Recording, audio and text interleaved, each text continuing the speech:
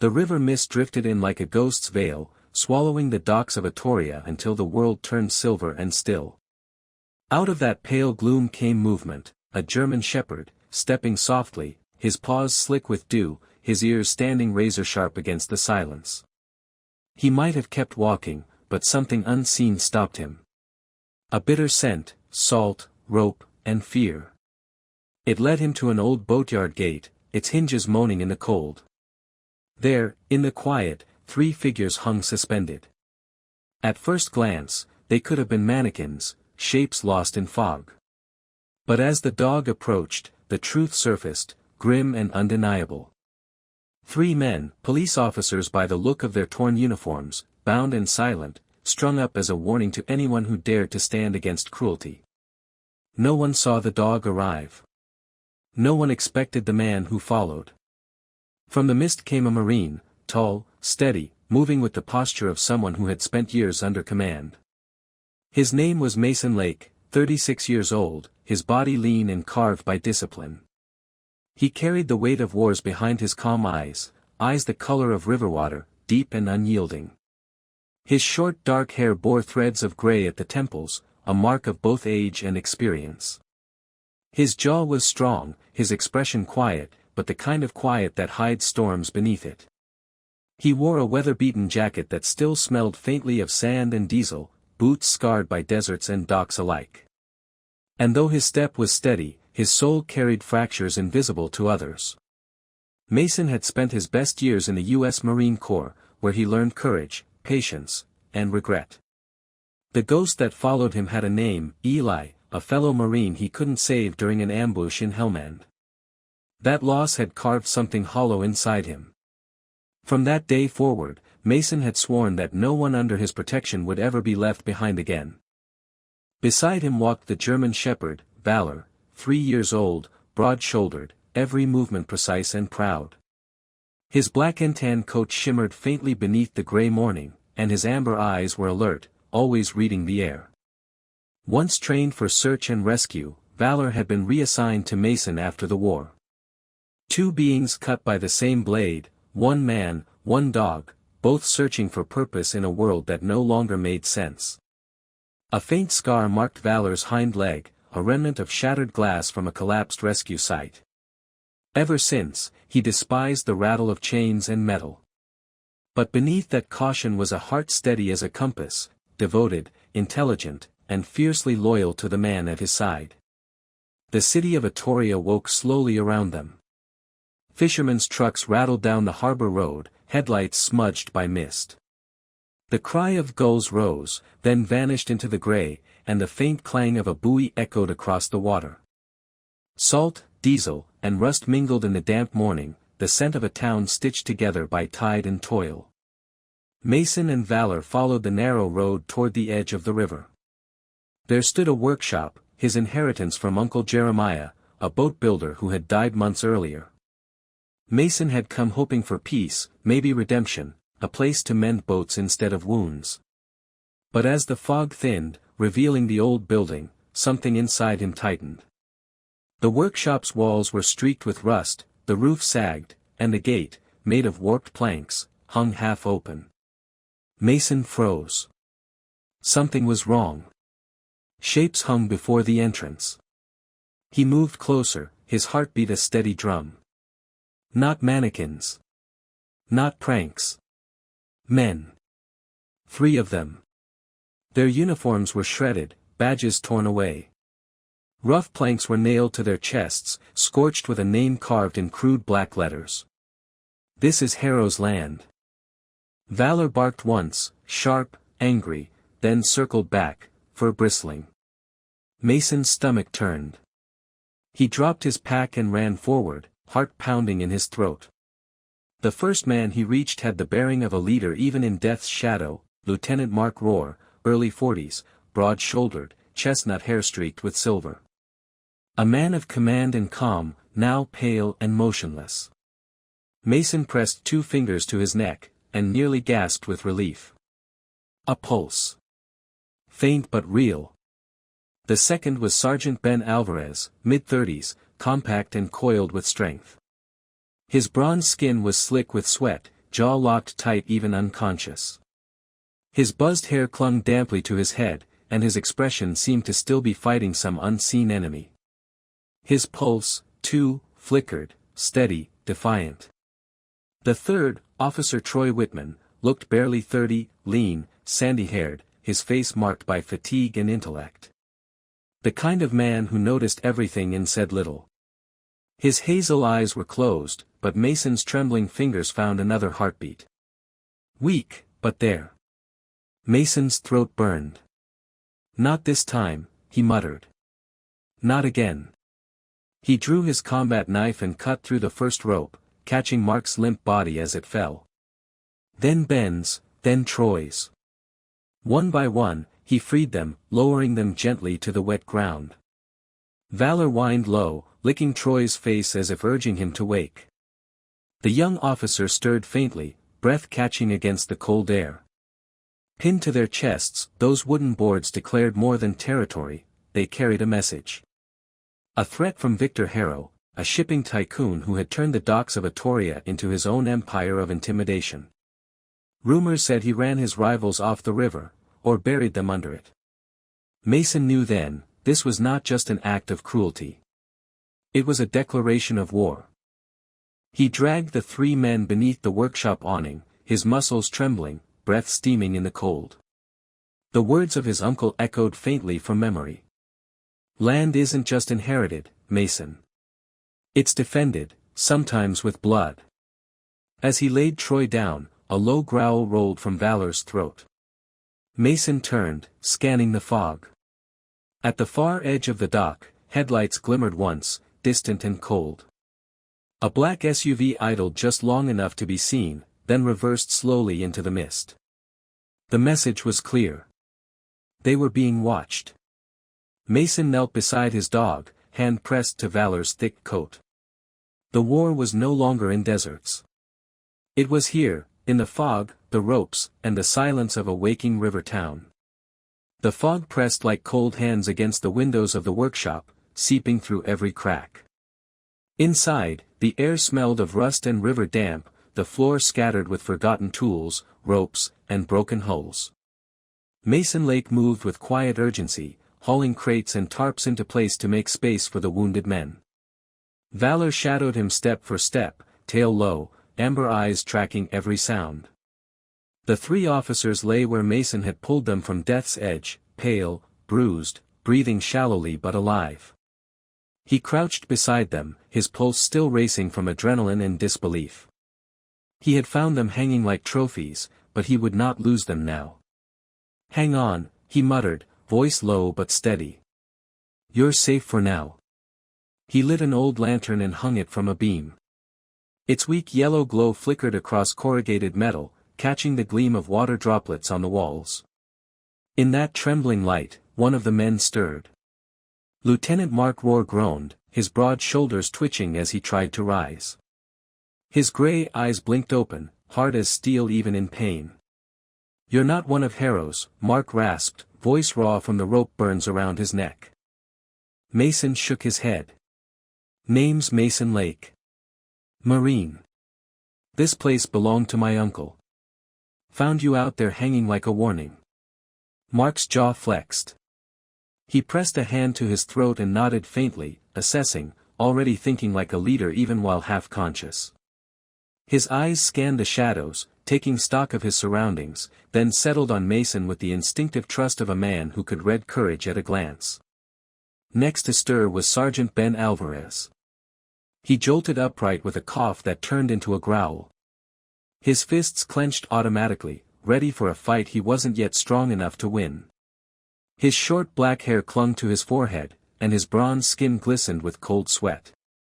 Those sons of Harrow, he spat hoarsely, fingers brushing the rope burns on his neck. His voice was rough, but full of fire. Hang a cop like a side of meat, cowards. Mason eased him back down. Easy, Sergeant. You're still breathing. That's more than they planned.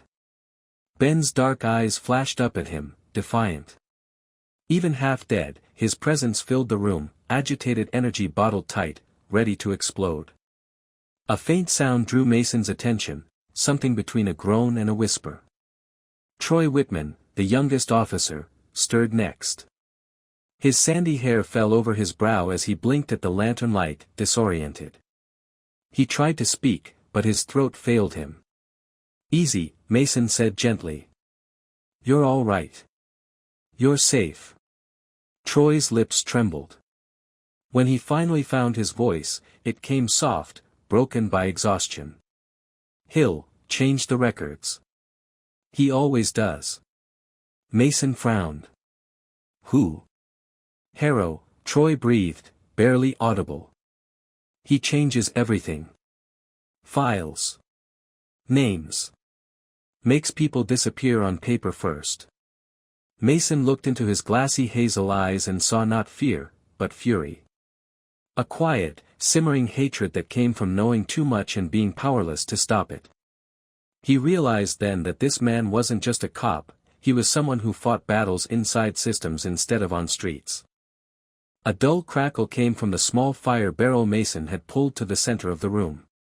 He fed it with bits of scrap wood, watching the smoke curl upward and vanish into the gaps of the ceiling. The warmth licked at the shadows, painting their faces in uneven orange light. Valor circled once, then lay beside the fire, head resting on his paws, his gaze never leaving the wounded men. Mark was the first to break the silence. His voice had steadied. "You know the name Victor Harrow?" Mason nodded once. "He thinks he owns this whole river." "He doesn't just think it," Ben growled. "He acts like it. Every warehouse, every dock, he's bought half the town and bullied the rest." Mark exhaled slowly, staring into the flames. "We tried to stop him. We had proof. Or thought we did. He runs a shipping fleet, lumber, grain, that's what the papers say. But beneath that, he moves things you can't log in daylight." "Trafficking?" Mason asked. "Worse," Mark said quietly. "People. The ones who won't sell their property, or the ones who get in too deep. He erases them, digitally first, then physically. And if someone digs too far," he touched the dark bruise across his throat, "they end up as a message." The fire crackled sharply, as if echoing the weight of his words. Mason said nothing. He was a man who had seen enough of the world's cruelty to recognize the truth when he heard it. Harrow wasn't just a criminal, he was a ghost maker. Valor lifted his head suddenly, nose twitching. The shepherd padded toward the far corner of the room, sniffing the floorboards. His claws scraped lightly against the wood as he began to dig at a patch near an old rug. "What is it, boy?" Mason crossed to him. He pulled the rug aside. Beneath it, faint seams traced the outline of a hatch. He pried at it with a rusted chisel until the old wood gave a reluctant groan. A corroded padlock clung to a latch, locked tight. Mason tugged but couldn't break it by hand. Mark leaned over his shoulder. "That's not ordinary storage. Harrow doesn't leave threats without reasons." Mason's jaw tightened. "Then we'll find out what he buried when we can breathe again." He covered the hatch once more, tamping the rug back into place. But the knowledge of what lay beneath the floorboards, whatever evidence, whatever secret, hung over them like the fog itself. Troy shivered beside the fire, his hands trembling. Without a word, Valor walked to the pile of old quilts, seized one gently between his teeth, and dragged it across the floor. He nudged it over Troy's shoulders and settled beside him, pressing his body close for warmth. Troy smiled faintly, eyes glistening. "Thanks, buddy." Ben let out a ragged laugh. "Guess the mutt likes you, Wittmann. Don't get used to it, he's probably warmer than you are." A ripple of subdued laughter passed through the room, breaking the weight of dread for a fleeting moment. Even Mark's cracked lips twitched in what might have been a smile. Outside, the mist thickened again, smothering the dock in silence. The lantern flame fluttered weakly as if afraid of the dark beyond the walls. Mason sat near the fire, knife resting across his knee, watching the fog push against the windows. Then it came, a faint static hiss. At first, it was almost nothing. Then a sharp crackle cut through the stillness. A radio. Voices, low but clear, filtered through the fog outside. Perimeter secure. Check the shed. He's here. Mason's heart slammed against his ribs.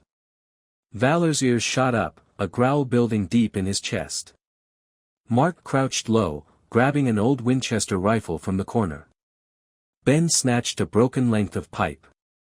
Troy's trembling hands reached for his small tablet. Mason whispered, "Stay quiet. They're not gone." He crept to the narrow gap in the door and peered through.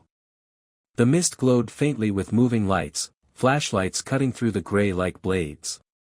Shadows shifted beyond the gate. The rumble of an engine vibrated through the boards.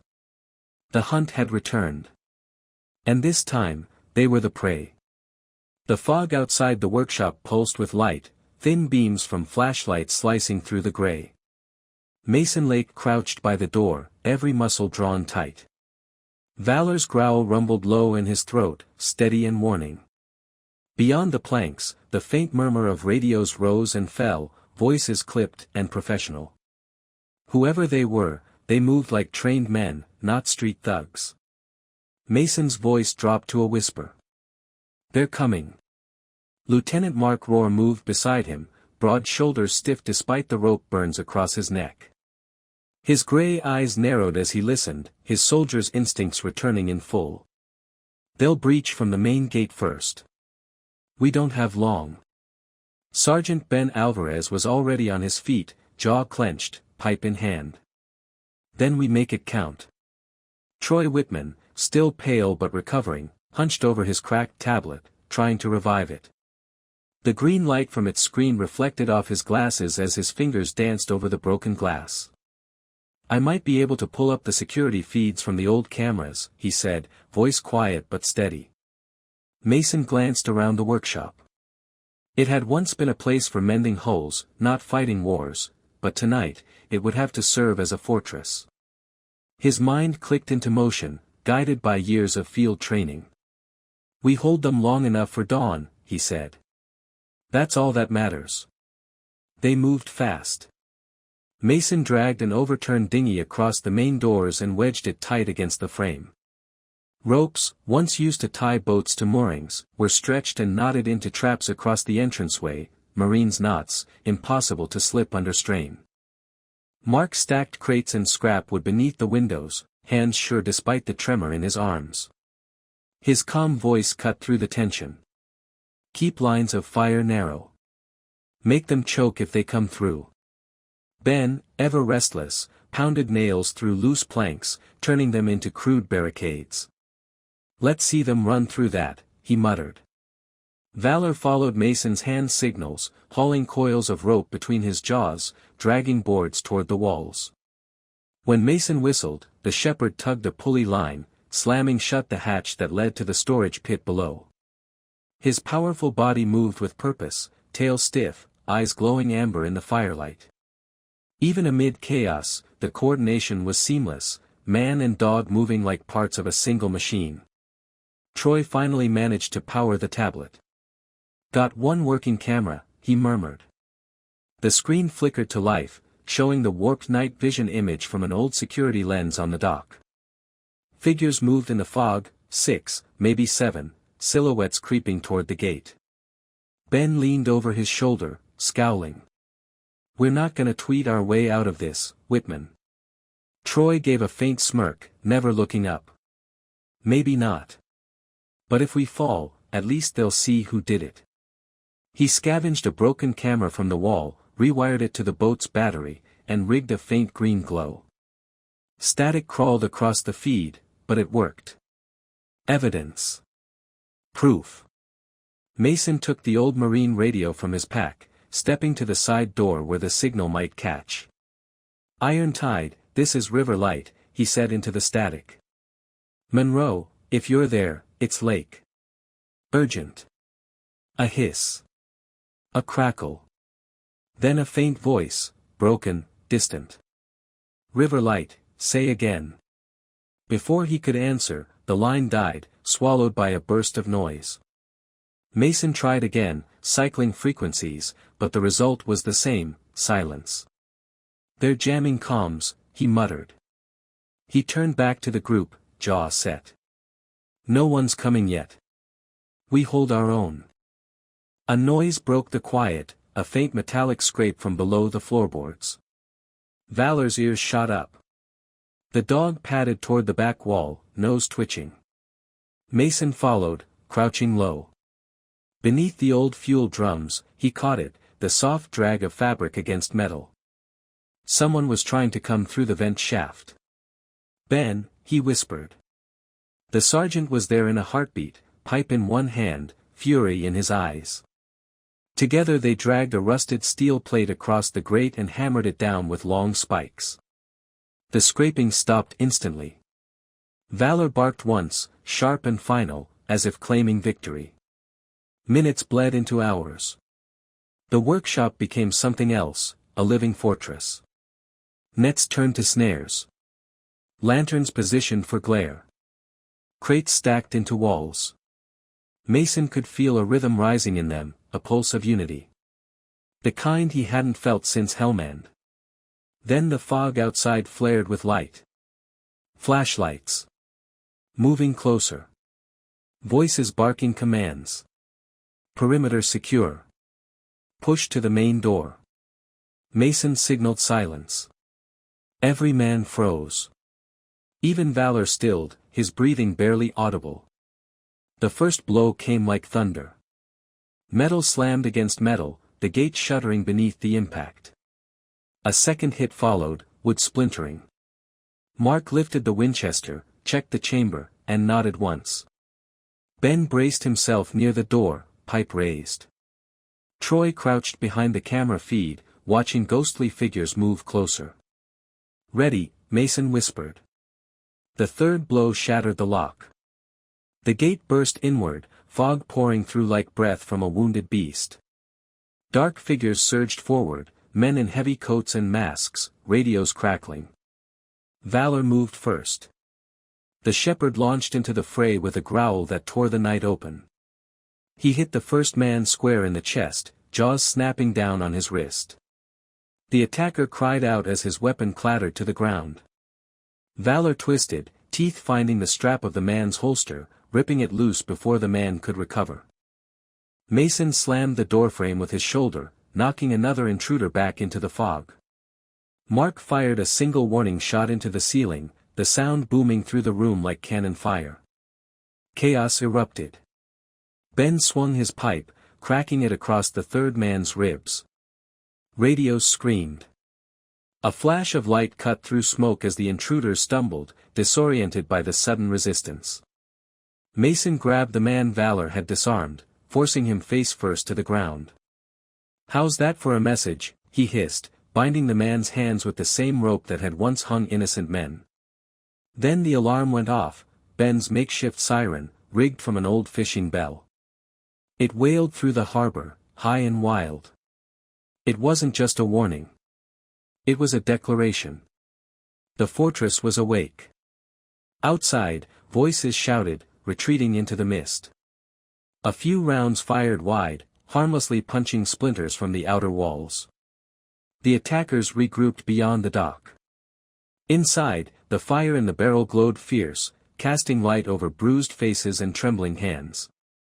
Mason wiped sweat and blood from his forehead, his knife still ready.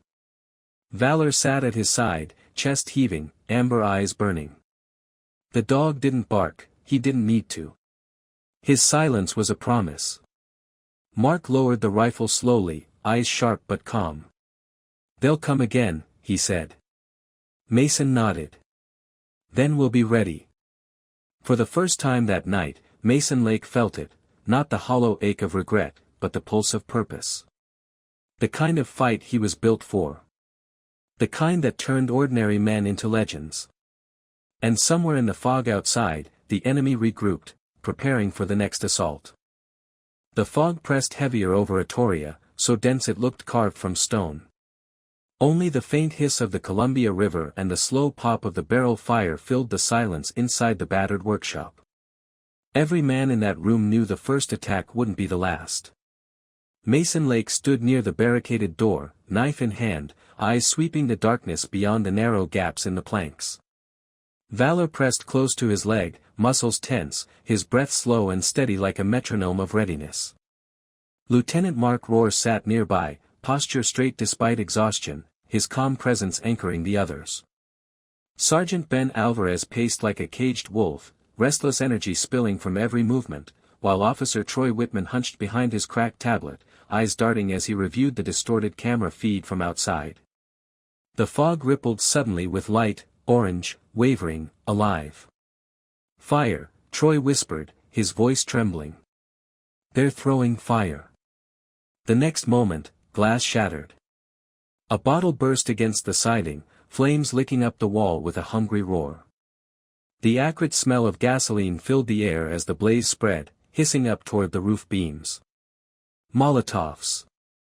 Ben barked, already moving. He seized an old tarp, dunked it into a barrel of rainwater, and slammed it against the fire.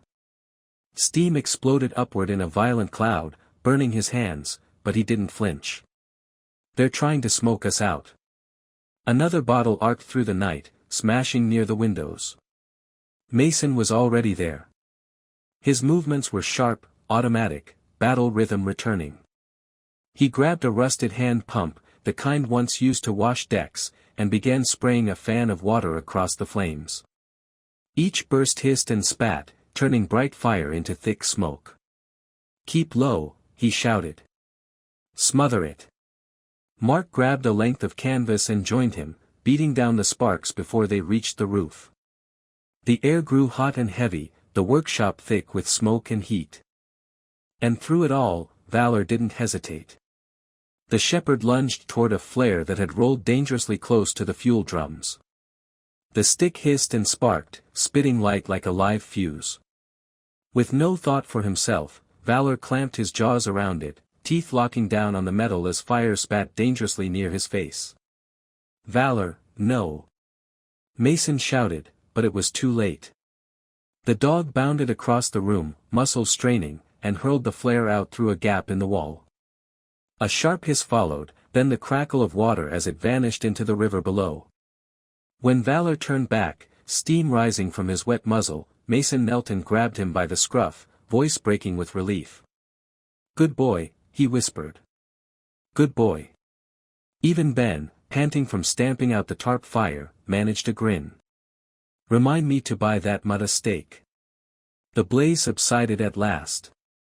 Smoke drifted through the rafters, curling like ghosts toward the holes in the roof. The heat faded into a weary silence broken only by the hiss of cooling wood. Then Mark's voice came low, grave. "You should know why we were the ones on those ropes." Mason looked up, wiping soot from his face. "I'm listening." Mark's gray eyes burned in the flickering light. "4 months ago, we started tracing disappearances, young apprentices from the harbor, dockhands, deckhands. They'd sign contracts with Harrow's companies and vanish. The paperwork always said they quit or moved. But they didn't. Their families never heard from them again." Ben slammed his fist into a beam, wood shuddering. "They were taken. Trafficked. Treated like product. And every time we got close, the files changed. Judges went blind, records rewrote themselves. Like magic." Troy lifted his tablet, the cracked screen glowing pale green. "Not magic. Fraud." His voice shook with anger. "I've been decoding the memory stick Mason found earlier. Half the files are damaged, but what's left," he turned the screen to them, blurry images of seals, signatures, and official stamps. "All fake. Harrow forged government papers. Shipping manifests, debt contracts, even police approvals. He's laundering human lives through falsified documents." Mason's got twisted. "And the courts looked away?" Troy nodded, jaw clenched. "Every one of them. He buys silence, and if that fails, he buys graves." Silence thickened. The fire crackled softly, the smell of burnt fuel and smoke heavy in the air. Then Valor moved again, breaking the tension. He nosed around under a workbench, tail wagging faintly. A moment later, he trotted back, a battered leather wallet clamped gently between his teeth. He dropped it at Troy's lap and looked up expectantly. Troy blinked. "What's this?" He opened it. Inside were nothing but old receipts and a torn photo of a boat floating on calm water. Ben barked out a laugh, sharp but genuine. "Looks like your new partner's trying to collect rent." Even Mark smiled faintly, the lines around his eyes softening. For a brief moment, they all let themselves breathe. But then the night shifted again. A low hum rolled through the fog, deeper than any truck engine. Mason crossed to the barricade and peered through a slit. Far down the dock, a set of floodlights flicked on, cutting white through the mist. Shadows moved beyond the glare, Harrow's men setting up a generator. Mason exhaled slowly. "If we take out their lights, we might buy time." Ben caught the look in his eyes. "I'll go with you." Mason shook his head. "You're half dead. I'll move quieter with him." He nodded toward Valor. Mark's hand landed on his shoulder, firm and approving. "Cut their eyes, Mason. We'll hold until you're back." The Marine gave a silent nod, then slipped out the side hatch, the shepherd close at his heel. The fog swallowed them instantly. The dock was a maze of shadows and half-light, slick with river mist. Mason's boots made no sound on the wet boards as he moved. Valor stayed close, head low, ears pricked, body trembling with alertness. They crept along the fence line, moving toward the hum of the generator. Floodlights swept slowly in arcs, painting the mist into shifting walls of brightness and shadow. Mason crouched behind a barrel, the small bolt cutters cold in his hand. The hum of the machine vibrated through the boards, a mechanical heartbeat feeding their enemy's sight. Mason glanced down at Valor. The dog's amber eyes glinted, waiting for command. "Stay," Mason whispered. He moved forward in a crouch, every step deliberate. The first cut came quick, a metallic snap that echoed faintly. Sparks flared, then died. The lights flickered. Mason shifted, heart hammering. Then a shadow moved. A guard turned his head, flashlight beam sweeping dangerously close. Mason froze, breath held.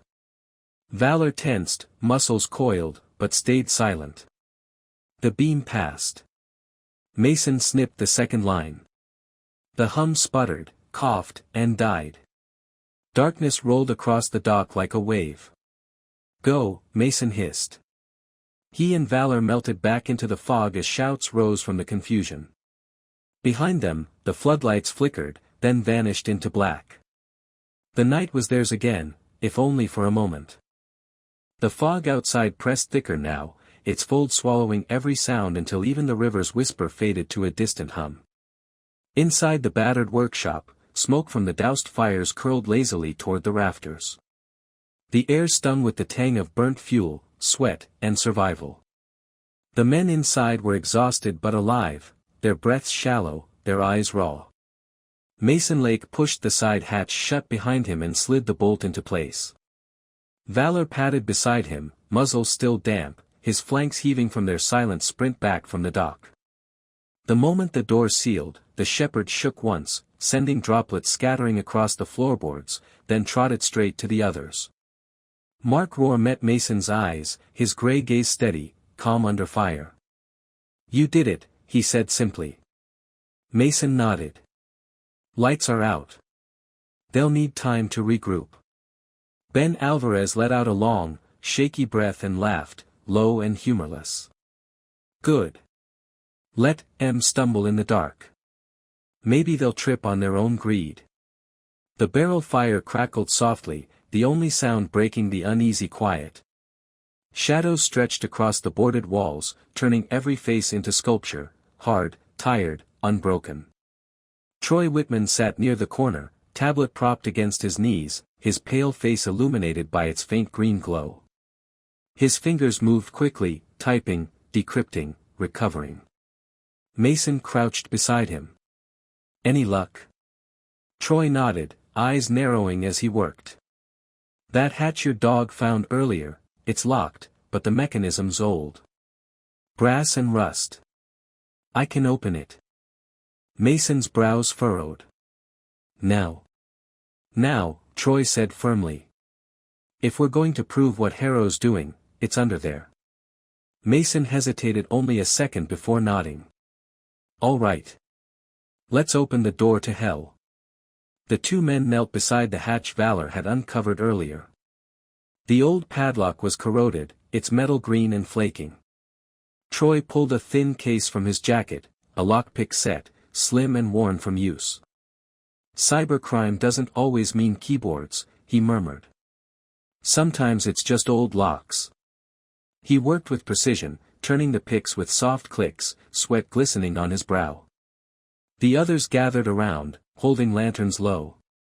After a tense minute, a faint snick echoed, and the padlock snapped open. Mason pried up the hatch.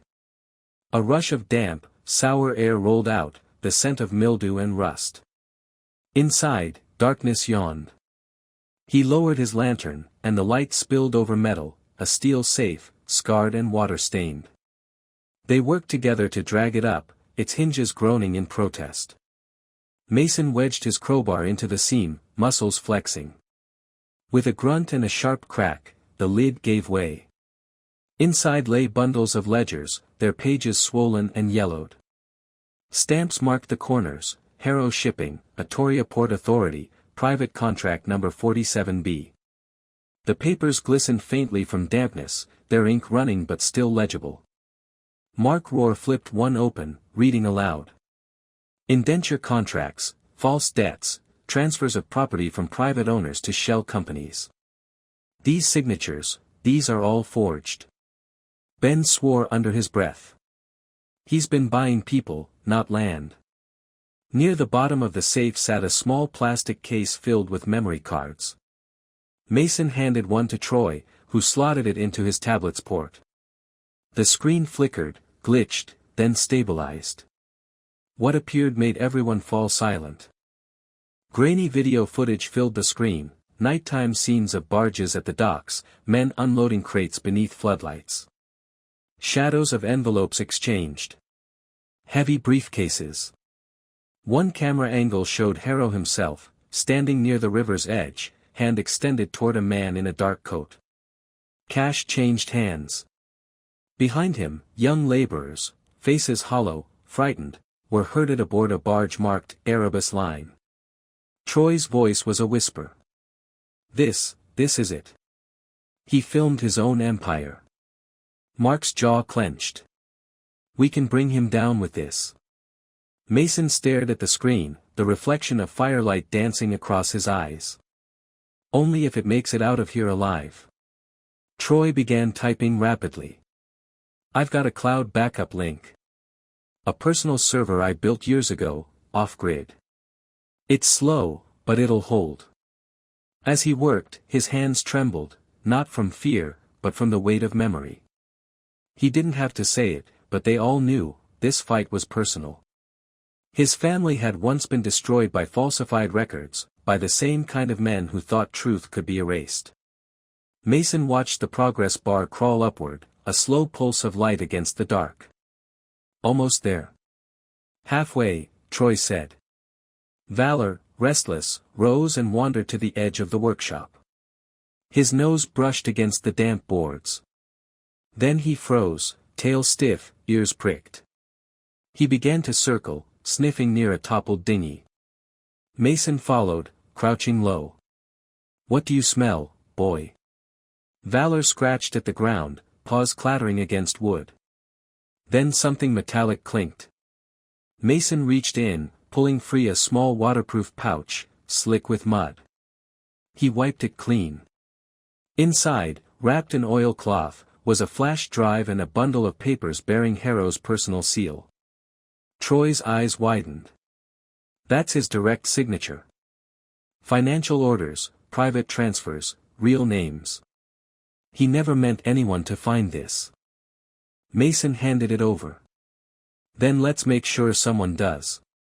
The shepherd wagged his tail once, a quiet thump echoing like pride. They returned to the fire. Ben sat leaning against a beam, his chest still rising fast from adrenaline. He glanced at Mason. You ever do breathing drills? Mason frowned, shaking his head. Not my thing. Ben's tone softened, unexpected. They called it anchoring. In my unit back home. Helps when ghosts get loud. He demonstrated, inhaling through his nose, holding for 4 beats, then exhaling slow. Keeps you from drowning in what you remember. Mason hesitated, then mirrored him. The breath burned, the hold shook, but when he exhaled, something inside him eased for the first time all night. Mark watched quietly, his soldier's eyes thoughtful. We all carry ghosts, he said. It's what we do with them that matters. He tore a page from one of the ledgers and began writing with a dull pencil, names, crimes, timestamps. When he finished, he taped the sheet against the boarded window where dawn might one day shine through. If we fall tonight, he said, someone will find this. The truth won't die in here. The room fell silent again, the only sound the steady hum of Troy's tablet as it finished its task. Upload complete, Troy said softly. Relief softened his face for the first time in hours. But the quiet didn't last. Valor's head snapped toward the gate, a low growl building deep in his chest. Outside, a heavy engine revved, gears grinding. Light cut briefly through the cracks, headlights. They're coming again, Mason said. Mark grabbed the Winchester. Ben hefted his pipe. Troy clutched his tablet like a lifeline. The roar grew louder, closer. They're gonna ram. Mason shouted. The impact came like thunder. The whole building shuddered as the barricade groaned, nails snapping. Dust cascaded from the rafters. The truck reversed, its engine screaming, preparing for another strike. Mason braced for it, but Valor moved first. With a single bark, the shepherd bolted through the broken gap just as the truck lunged forward. His black and tan form blurred in the headlights. He hit the driver's side window like a missile, teeth snapping at the steering wheel. The truck swerved violently, tires screeching. It spun, skidding sideways before crashing nose-first into the drainage ditch. Mud exploded upward. The engine sputtered once, then died. Mason sprinted out, hauling Valor back as shouts rose from the fog. The dog's chest heaved, fur streaked with mud and smoke. You did it, Mason whispered, gripping the dog's collar. You stopped them. Outside, chaos reigned, Harrow's men yelling, scrambling, trying to regroup. But their momentum was gone. Their charge had failed. Inside, the defenders stood tall amid the wreckage. The workshop, though broken and scorched, still held. For now, the fortress stood. The crash of the truck still echoed through the night, rolling over the docks like distant thunder. The workshop trembled, its rusted walls creaking in protest, but it stood. Mason Lake stood too, blood on his cheek, breath ragged, knife in hand. Valor pressed at his side, chest heaving, amber eyes blazing with focus. Around them, the air was thick with the smell of smoke, oil, and rain. The shattered gate sagged inward, half splintered, barely clinging to its hinges. But behind it, the men inside still held the line. Mark Rohr knelt by the window, Winchester steady, eyes sharp as flint.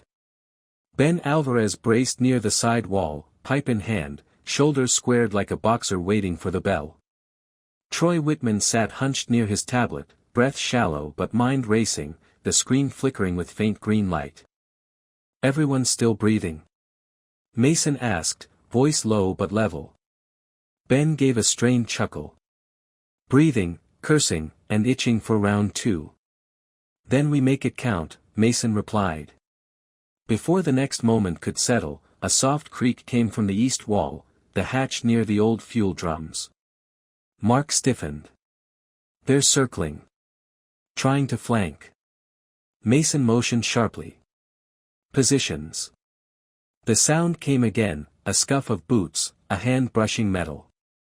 Then, without warning, the side door exploded inward. Dark figures poured through the breach. The defenders moved as one.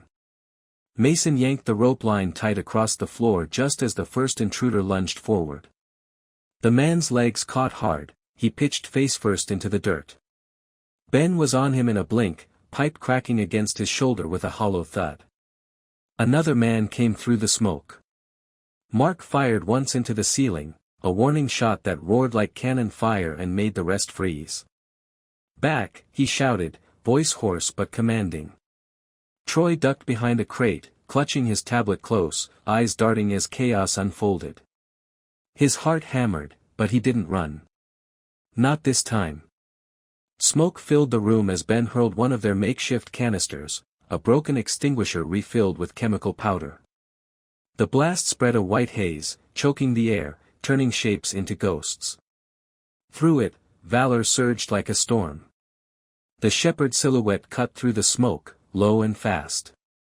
He hit one intruder square in the chest, teeth clamping onto the strap of a shotgun. The weapon clattered free as the man fell backward, shouting in panic. Valor spun, positioning himself between Troy and the oncoming figures. His growl was deep enough to shake the walls. Every time light flared through the haze, the dog's eyes burned bright, amber fire against white fog. Mason moved with purpose, instincts taking over. He ducked beneath a swing, drove his elbow into a man's ribs, and twisted, disarming him in one smooth motion. A blur of motion to his left, Ben shouting, swinging, taking another down. Mark's steady aim kept the rest pinned. The fight turned brutal, close, desperate. Wood splintered. Fists cracked. Boots slipped on wet boards. It wasn't a battle anymore. It was survival. When the attackers finally faltered, coughing from the extinguisher smoke, Mark barked, now. Mason slammed his shoulder into the doorframe, forcing them back out into the fog. Another shouted curse, then silence. The intruders retreated, dragging their wounded with them. And just like that, the workshop fell quiet again. Only the hiss of settling dust and the faint ring in their ears remained. For a long moment, no one moved.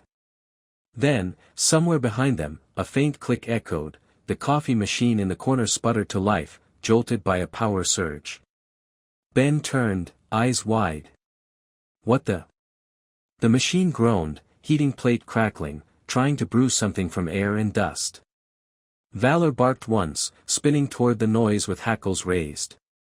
For a heartbeat, every man froze. Then laughter broke out. Ben leaned against the wall, shaking his head, his laughter rough and tired. Mark chuckled low, voice rasping.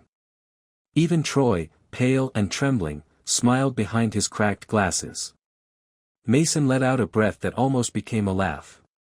The absurdity of it, the machine humming after everything, broke the night's grip for just a heartbeat. But when the laughter faded, it left something quieter behind. Something raw.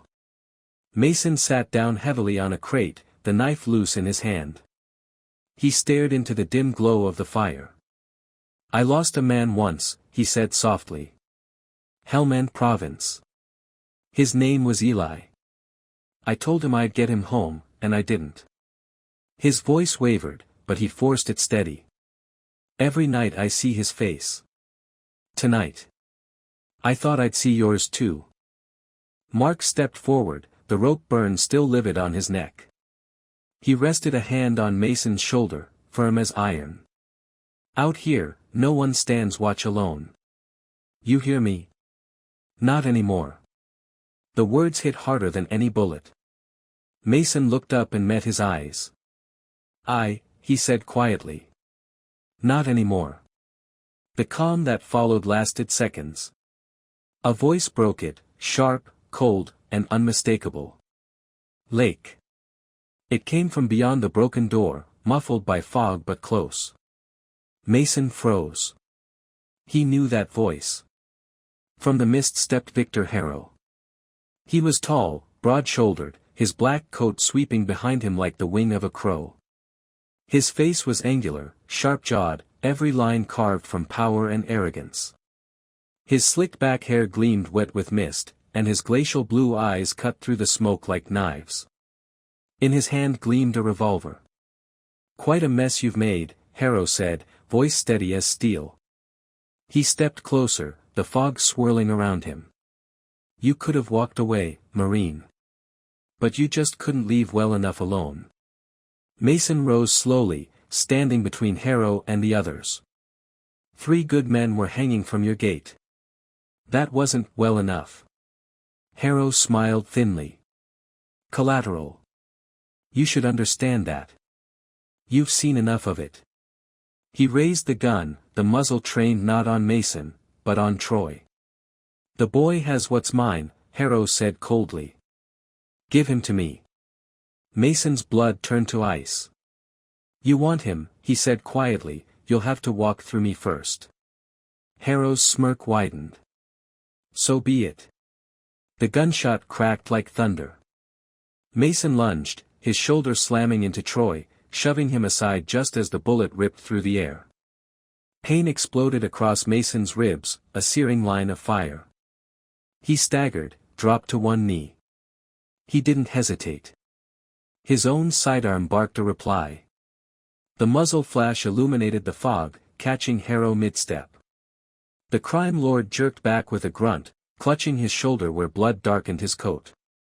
"Fall back," someone shouted behind him. Harrow's eyes met Mason's, cold, furious, promising retribution. Then he turned and disappeared into the gray, his men pulling him into the fog's embrace. Silence rushed back in, thick and trembling. Then, faintly at first, came another sound. Sirens. Long and rising, echoing down the river like the wail of salvation. Lights shimmered faintly through the mist, blue and white, steady and growing. From the water came another glow, green beacons sweeping across the fog. "The Coast Guard," Troy whispered, voice breaking. Mason sagged back against the wall, one hand pressed to his bleeding side. Valor nosed at his ribs, whining softly. "It's all right, boy," Mason murmured, voice hoarse. "We made it." The sirens grew louder, closer, until they swallowed the night. The world outside the battered workshop pulsed with light, blue, red, and white flashing in rhythmic bursts that painted the fog like a living pulse. The sirens grew louder, echoing through the river valley until they merged with the hiss of the tide. Mason Lake blinked against the flashing haze, his vision blurred by pain and smoke. The world tilted slightly when he tried to stand, but Mark Rohr was there, steadying him with a firm hand. "Easy," Mark said. His voice was calm, the tone of a man who'd been through enough chaos to recognize when the worst was over. "You're hit." "It's a graze," Mason muttered, pressing a blood-soaked rag to his side. "He missed the lung. I'll live." Ben Alvarez snorted softly from where he sat slumped against a crate. His face was streaked with soot, knuckles raw, but the faint ghost of a grin tugged at his mouth. "You call that missing? Looked like he damn near threaded you." "Clothes don't count," Mason said, breathing through the pain. Valor sat beside him, muzzle resting on Mason's knee, eyes fixed on the door. The dog's body trembled, not from fear, but from readiness, his ears twitching with every sound outside. Through the shattered planks, they saw the shapes of men in uniform, Coast Guard officers moving with controlled precision. Flashlights swept through the fog as engines idled low. A voice called out. "U.S. Coast Guard. Drop your weapons and step forward." Mark moved first, rifle slung behind his back, both hands raised. He stepped into the glow. "Friendly. Law enforcement," he shouted. 3 officers, alive. "We've got evidence on Victor Harrow and human trafficking under Atoria port." A pause. Then, from beyond the light, came the voice of Sheriff Morton, gravelly, commanding, unmistakable. "Mark Rohr. That you, son?" Relief washed through the air like a fresh wind. Yes, sir. Mark shouted back. It's us. We're alive. Morton stepped into view, his broad frame outlined by the red-blue glare. His sheriff's coat was soaked through, hat pulled low against the drizzle, revolver still holstered but ready. His eyes swept the scene, the wrecked gate, the charred walls, the wounded men inside, and hardened with both fury and admiration. "Sweet mother of mercy," he muttered. "You boys look like hell warmed over." Ben smirked. "Feels about right, Sheriff." Mason followed Mark out into the open, Valor pacing at his heel. The first light of dawn was beginning to push through the fog, soft and uncertain. The sky above the river glowed a muted gray, like ash after a long burn. Morton's eyes landed on Mason. "You're not one of mine." "Mason Lake," the Marine said, offering a hand slick with blood and soot. "Found them hanging from Harrow's gate. Couldn't walk away." The sheriff shook his hand without hesitation, gripped firm. "Then I owe you a debt, son." Mason nodded, his expression weary but steady. "Just didn't want to see another good man left behind."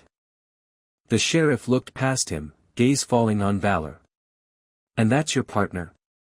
Mason smiled faintly. "The better half of the operation." Morton crouched, extending a hand. Valor sniffed it once before giving a single approving huff. The sheriff chuckled. "Smart dog. Smarter than most folks I arrest." Behind them, paramedics rushed forward, tending to Mark, Ben, and Troy. Troy clutched his tablet like a lifeline, his fingers still smeared with grime. He refused to let it out of his sight even as an EMT wrapped gauze around his wrist. Sheriff Morton noticed. "You got something there?" Troy nodded weakly. "Proof. Harrow's whole operation, documents, ledgers, and video.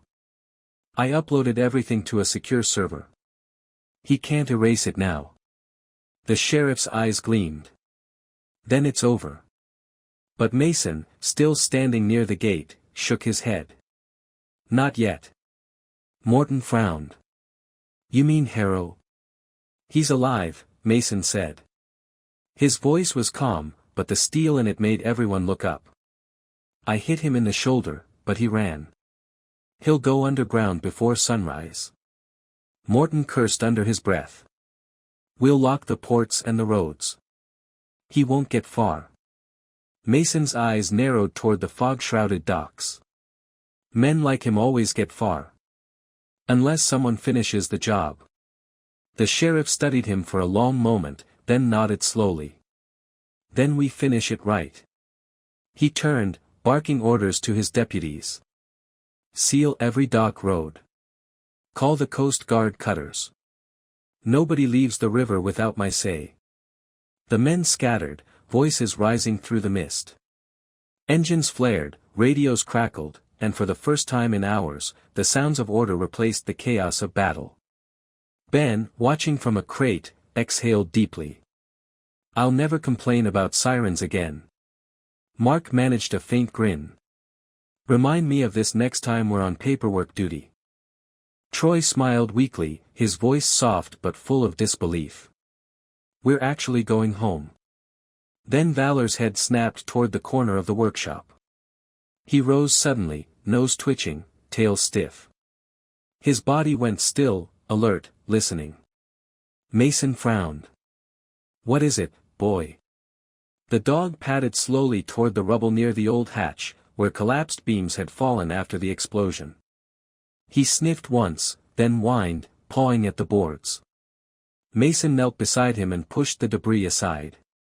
Beneath the broken wood and ash was a small shape, a crate, half-burned, with holes drilled in the sides. Inside, faint movement. He pried the lid open carefully. A tiny German shepherd pup blinked up at him, shivering, its fur singed and damp, eyes wide with terror. Ben let out a stunned laugh. "You've gotta be kidding me. Harrow was hiding a dog?" Troy tilted his head, smiling softly despite the chaos. "Looks like Valor found himself an apprentice." Mason lifted the pup gently into his arms. It whimpered, then nestled against his chest, heartbeat fluttering like a trapped bird. Valor leaned in, sniffed, then licked the pup's ear with a slow, protective motion.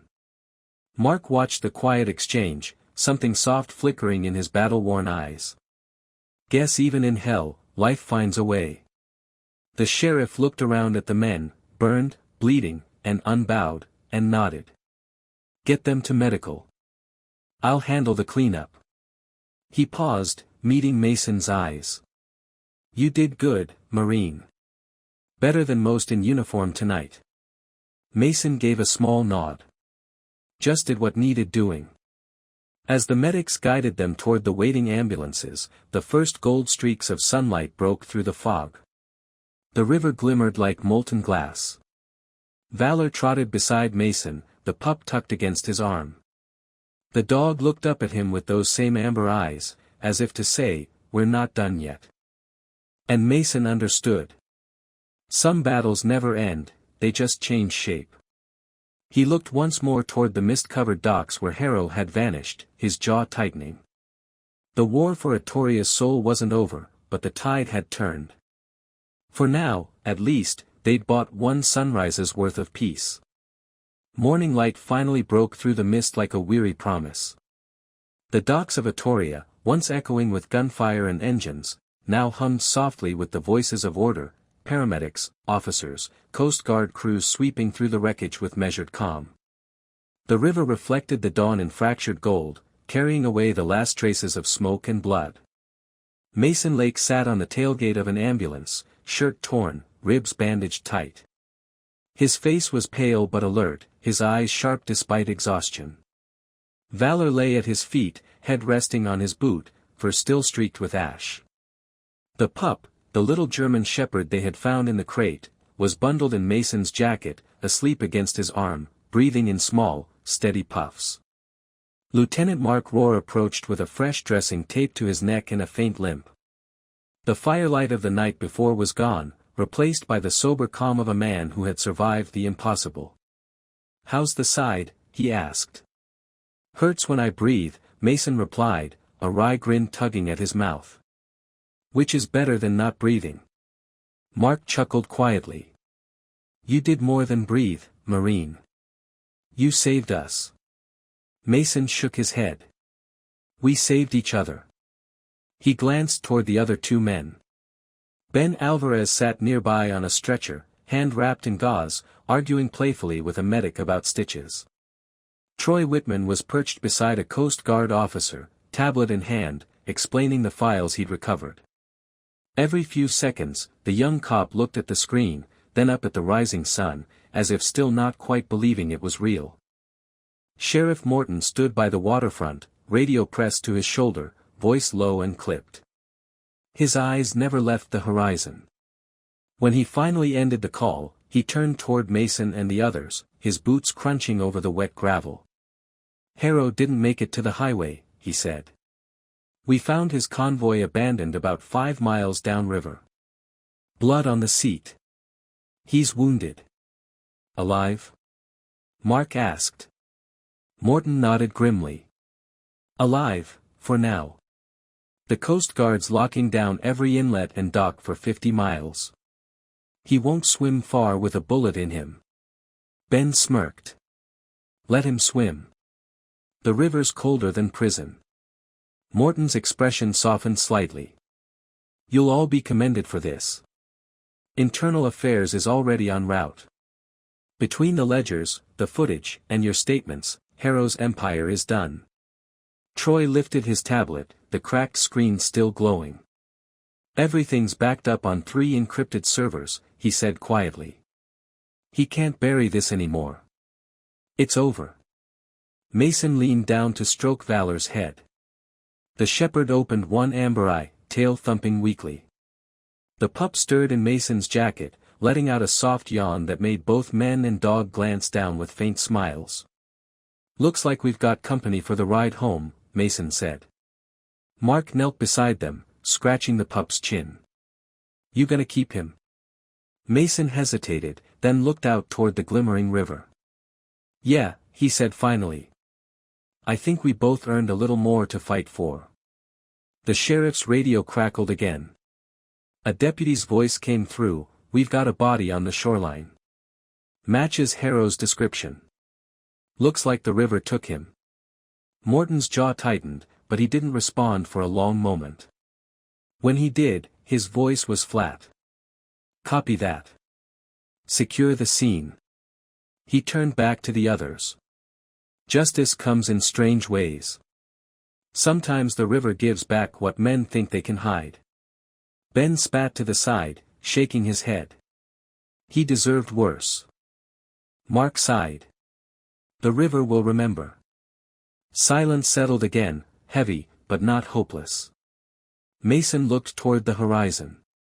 "It's funny," he said softly. "In the Corps, we talked about missions like they ended when the shooting stopped. But out here, it's different. Feels like the fight never really ends. It just changes faces."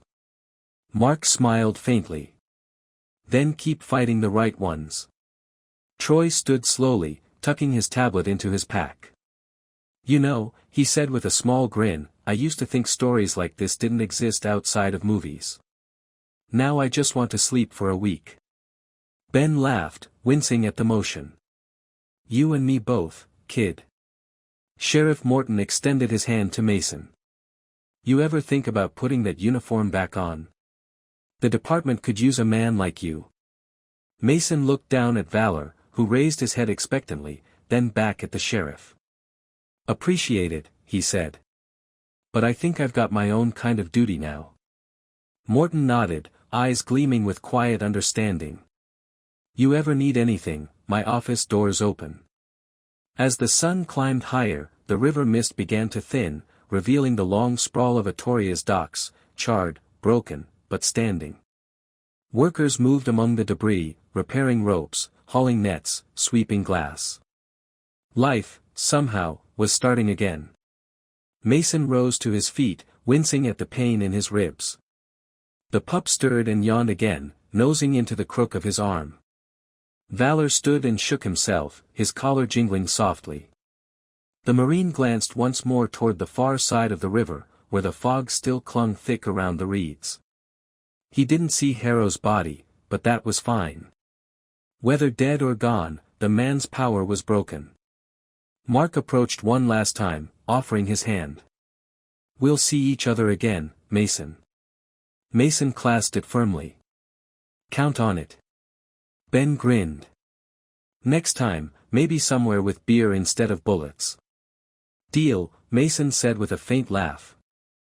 They parted ways as the first gulls wheeled overhead. The sun finally pierced the fog, scattering light across the rippling water. Mason turned toward the gravel road that wound up from the docks. Valor walked beside him, the pup trotting clumsily behind, paws too big for its tiny frame. When they reached the bend overlooking the river, Mason paused and looked back one last time.